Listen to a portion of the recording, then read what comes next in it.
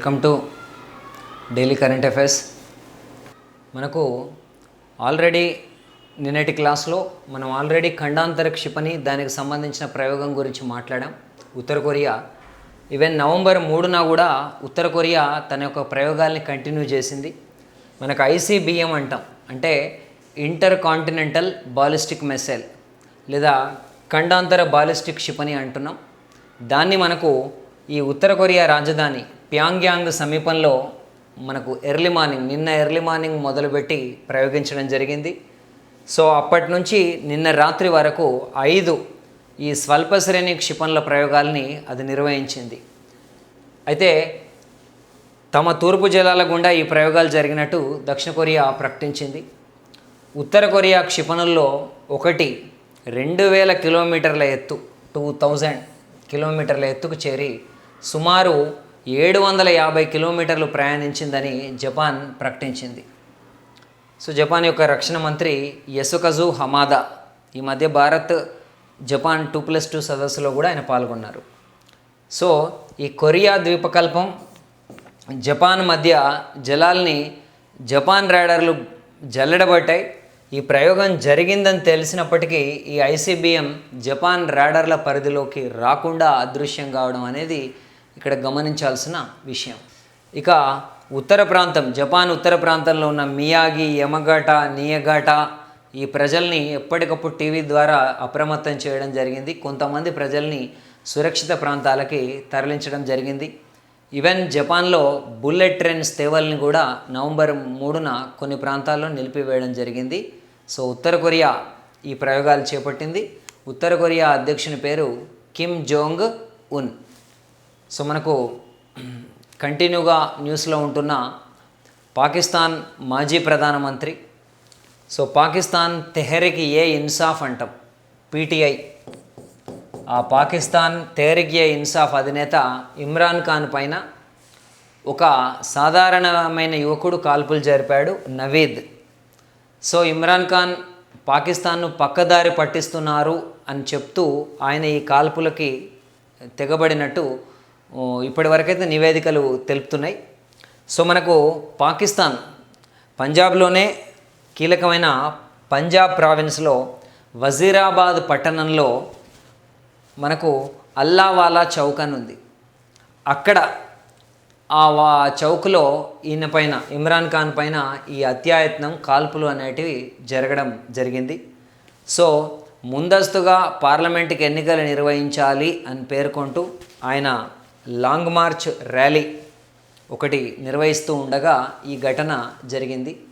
So ఈ ఘటనలో ఇమ్రాన్ ఖాన్ యొక్క సన్నిహితుడు సెనేటర్ ఫైజల్ జావేద్ కూడా గాయపడ్డారు. బట్ అరెస్ట్ అయిన ఆ కాల్పులు జరిపిన వ్యక్తి నవీద్ మాత్రం తన టార్గెట్ కేవలం ఇమ్రాన్ ఖాన్ అనే చెప్తున్నారు. సో రాజమహేంద్రం వద్ద ఒక అస్సాగో బయో ఇథనాల్ ప్లాంట్ని తీసుకొస్తుంది. సో తూర్పుగోదావరి జిల్లా గోకవరం మండలం గుమ్మలదొడ్డి వద్ద, గోకవరం మండలం గుమ్మలదొడ్డి ఈ ప్రదేశంలో దాదాపు 270 కోట్లతోటి ఎవరు, అస్సాగో ఈ కంపెనీ, అస్సాగో వాళ్ళు ఒక భారీ బయో ఇథనాల్ ప్లాంట్ నిర్మాణ పనుల్ని చేపట్టబోతున్నారు. దానికి నవంబర్ 4న అంటే ఈ రోజున వైఎస్ జగన్మోహన్ రెడ్డి ముఖ్యమంత్రి గారు శంకుస్థాపన చేయబోతున్నారు. సో మనకు ఇందులోనే భాగంగా APIIC ఇండస్ట్రియల్ పార్క్ ఆల్రెడీ 20 ఎకరాల్లో ఏర్పాటు చేస్తున్న ఈ గ్రీన్ఫీల్డ్ యూనిట్ ద్వారా దాదాపుగా మనకు 200 కిలోలీటర్ల బయో ఇథనాల్ ఉత్పత్తి అవుతుంది. 200 కిలోలీటర్లు. అలాగే ఒక 100 మందికి నేరుగా, ఆ తర్వాత 400 మందికి పరోక్షంగా దీని ద్వారా ఉపాధి లభిస్తుందని ఈ అస్సాగో బయో ఇథనాల్ ప్లాంట్ చెప్పడం జరుగుతుంది. మనకు ప్రధానంగా ఏంటంటే హరిత ఇంధన వినియోగం పెరగాలి అనేది ఇప్పుడు గవర్నమెంట్ యొక్క పాలసీ. 2025-26 నాటికి మనకు ప్రతి లీటర్ పెట్రోల్లో 20% బయో ఇథనాల్ ప్లాంట్ని, అంటే బయో ఇథనాల్ని మనం కలపాల్సి ఉంటుంది. అది కేంద్రం యొక్క లక్ష్యం. ఎట్ ప్రజెంట్ కనుక తీసుకుంటే పెట్రోల్లో ఇప్పుడు ఇథనాల్ మిశ్రిత శాతం జస్ట్ 8.41 మాత్రమే. కాబట్టి దీన్ని 20% పెంచాలి. అది వచ్చే 4 ఏళ్లలో కాబట్టి ఒక హ్యూజ్ ఆపర్చునిటీ అక్కడ కనబడుతుంది. పైగా ఈ ప్లాంట్ నిర్మించడం ద్వారా 1 కోటి లీటర్ల ఇథనాల్ని కనుక మనం వినియోగిస్తే దాదాపు 20,000 టన్నులు 20,000 టన్నుల కర్బన ఉద్గారాలు ఆదా అవుతాయని కేంద్రం ప్రకటిస్తున్న నేపథ్యంలో ఇది ఒక పెద్ద గేమ్ చేంజర్గా భావిస్తున్నారు. So Assago bio ethanol plant Gokavaram mandal Gummaladoddi వద్ద వస్తుంది. ఇక మనకు దేశంలోనే అతిపెద్ద విండ్ టర్బైన్ని ఇక్కడ ఏర్పాటు చేయడం జరుగుతోంది. సో గుజరాత్లో ముంద్రా, ఆల్రెడీ మనకు ముంద్రా పోర్ట్ అనేది ఉంటుంది. అది Adani ports and SEZ special economic zone ఆధ్వర్యంలో పనిచేస్తుంది. అదే ముంద్రాలో ఇప్పుడు ఆసియాలోనే మెయిన్గా ప్రస్తుతానికి ఇది భారతదేశంలో అతిపెద్ద విండ్ టర్బైన్. సో ఈ గాలి మర ఇక్కడ మీకు కనిపిస్తుంది, గాలి మర ఇది 200 మీటర్ల ఎత్తు ఉంటుంది, 200 మీటర్స్. మనకు అంటే హెడ్డింగ్లో పెట్టినట్టు అది అవసరం ఏం లేదు. మనకు ప్రపంచంలోనే అత్యంత ఎత్తైన విగ్రహం ఏదైతే మనం చెప్తున్నామో స్టాచ్యూ ఆఫ్ యూనిటీ, ఇది 182 మీటర్లు ఉంటే దానికంటే ఇంకొక 10% దాదాపుగా ఎక్కువ ఎత్తుతోటి ఈ టర్బైన్ నిర్మించడం జరుగుతుంది. సో దీని రెక్కలు జంబోజెట్ విమాన రెక్కల విస్తీర్ణం కంటే వెడల్పుగా ఉంటాయి. అలాగే అదానీ గ్రూప్కు సంబంధించిన సబ్సిడరీ అనుబంధ సంస్థ అదాన్ న్యూ ఇండస్ట్రీస్ లిమిటెడ్ని ఏర్పాటు చేయడం జరిగింది. దాని పరిధిలో ఇది పనిచేస్తారు. సో ఈ విండ్ టర్బైన్ 5.2 మెగావాట్ల విద్యుత్తుని ఉత్పత్తి చేయగలదు. అలాగే దాదాపు 4,000 గృహ సముదాయాలకి దీని ద్వారా సౌర వెలుగులు లభిస్తాయని చెప్పేసి భావిస్తున్నారు. మేజర్గా మనం గుర్తుంచుకోవాల్సిన ఫ్యాక్ట్, మనకు భారతదేశంలోనే ఎత్తైన విండ్ టర్బైన్ గుజరాత్లోని ముంద్రాలో వస్తుంది. దాని హైట్ 200 మీటర్స్. తర్వాత ఆసియా కాంటినెంటల్ చెస్ ఛాంపియన్షిప్ని ప్రజ్ఞానంద గెలుచుకోవడం జరిగింది. సో మనకు 2వ స్థానంలో తెలంగాణ గ్రాండ్ మాస్టర్ హర్ష భరత్ కోటి ఉన్నాడు. ప్రజ్ఞానంద గెలుచుకున్నారు 2వ స్థానం. ఇక మహిళల్లో విజేత పివి నందిత అయితే మరో తెలుగు అమ్మాయికి 2వ స్థానం లభించింది, నూతక్కి ప్రియాంక. సో ఇక్కడ రజత పథకాలే అయినా మన తెలుగు వాళ్ళు అనే ఉద్దేశంతో వీళ్ళని టాప్లోకి తీసుకురావడం జరిగింది. సో పివి నందిత మహిళల్లో విజేత, నూతక్కి ప్రియాంక రన్నర్. పురుషుల్లో విజేత Praggnanandhaa, runner Telangana grand master Harsha Bharat కోటి. సో ఆంధ్రప్రదేశ్ యొక్క ప్రెస్ అకాడమీ చైర్మన్గా సీనియర్ పాత్రికేయులు కొమ్మినేని శ్రీనివాసరావు ఈయన నియమితులు కావడం జరిగింది. ఇందుకు సంబంధించిన ఉత్తర్వులు అనేవి నవంబర్ 3న వెలువడటం జరిగింది. సో ఈ నెల అంటే నవంబర్ 7 నుంచి సో ఆయన క్యాబినెట్ హోదాతో దాదాపు 2 ఏళ్ల పాటు ఈ పదవిలో కొనసాగబోతున్నారు ఏపీ ప్రెస్ అకాడమీ చైర్మన్గా కొమ్మినేని శ్రీనివాసరావు. ఆర్మీ వాళ్ళు అంటే పూర్తిగా ఏ ప్రదేశంలోనైనా కలిసిపోయేలాగా రకరకాల కలర్స్తో మిళితమైన ఒక కొత్త యూనిఫామ్ని జనవరి 15నే ఆమోదించడం జరిగింది. జనవరి 15 అనేది ఆర్మీ డే. సో ఇప్పుడు దానికి ఇంటలెక్చువల్ ప్రాపర్టీ రైట్స్ కూడా లభించినట్లు చెప్పింది ఆర్మీ. సో వీటిని అనధికారికంగా అనుమతి లేకుండా ఎవరు తయారు చేసినా వాళ్ళు చర్యకు లోనవుతారని ఆర్మీ ప్రకటించడం జరిగింది. సో మనకు ఈ వాట్సాప్ వాళ్ళు ఒక కొత్త వీడియో కాల్ని అంటే దాని పరిధిని ఎన్హాన్స్ చేశారు. ఇంతకుముందు ఎట్ ఏ టైం 512 మంది మాత్రమే మనకు దాంట్లో అనుసంధానం కాగలుగుతుంటే ఒక గ్రూప్లో ఇప్పుడు దాన్ని 1024 మందికి చేర్చారు. అలాగే at a time 32 members group కాల్లో అటెండ్ కావడానికి ఛాన్స్ కల్పించారు.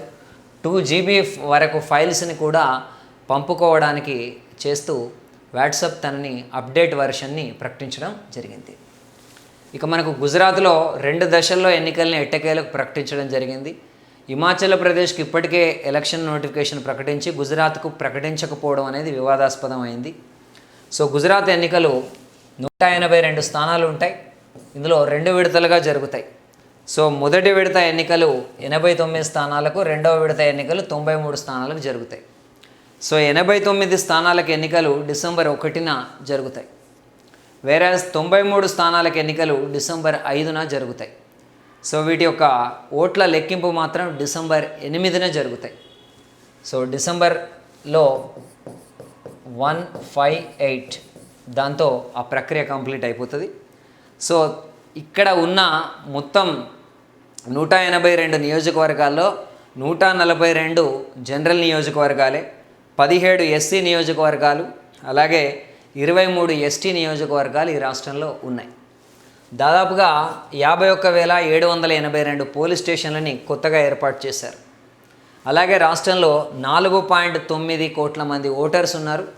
అందులో 2.53 కోట్ల ఓటర్లు పురుషులైతే 2.37 కోట్ల మంది మహిళలు ఉన్నారు. 1,417 మంది ట్రాన్స్జెండర్స్ కూడా ఉన్నారు.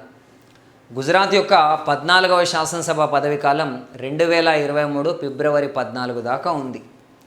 ఇంకా అందరూ విమర్శిస్తున్నట్టు కాదు, మేము దాదాపు 110 రోజుల ముందే ఎన్నికల షెడ్యూల్ని ప్రకటించామని ఎన్నికల కమిషన్ తన నిర్ణయాన్ని సమర్థించుకోవడం జరిగింది.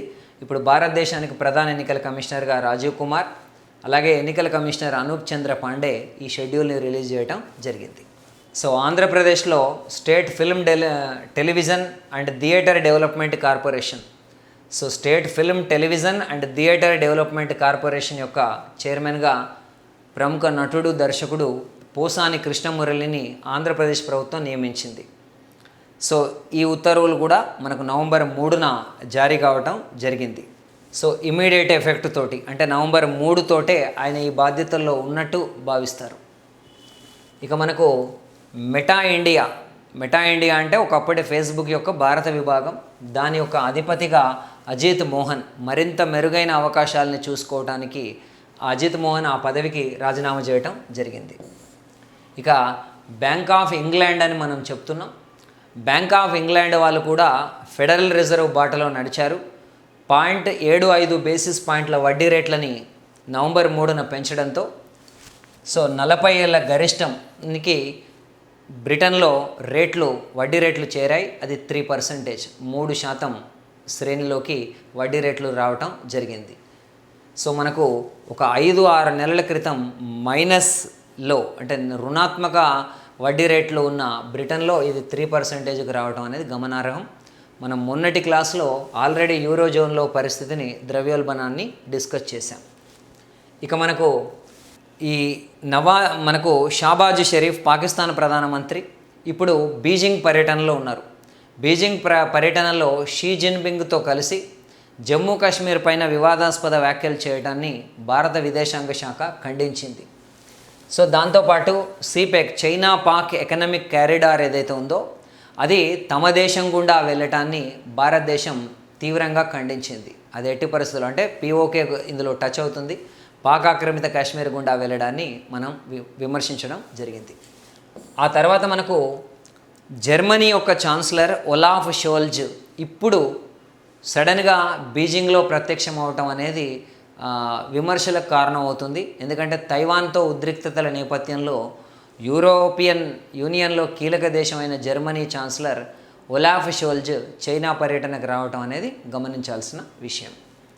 ఇక మనకు sustainable waste management and circular economy అంటాం. మనకు sustainable waste management and circular economy and a global forum, ఈ అంశం పైన ఒక సదస్సు జరగబోతుంది. ఆ సదస్సు రాబోయే నవంబర్ 30 నుంచి డిసెంబర్ 3 వరకు తిరుపతిలో ఉన్న శ్రీ వెంకటేశ్వర యూనివర్సిటీలో ఈ సదస్సు జరగబోతుంది.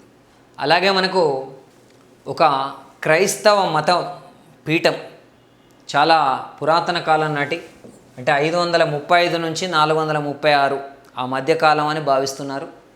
ఆ కాలం నాటి యునైటెడ్ అరబ్ ఎమిరేట్స్లో ఈ సిసియా ద్వీపం ప్రాంతంలో మనకు దాన్ని గుర్తించినట్టుగా యుఏఈ ప్రకటించింది. ఆ ప్రాంతంలో ఇప్పటి వరకు దొరికిన క్రైస్తవ ఆధారాల్లో ఇదే పురాతనమైందిగా భావిస్తున్నారు. So thank you friends.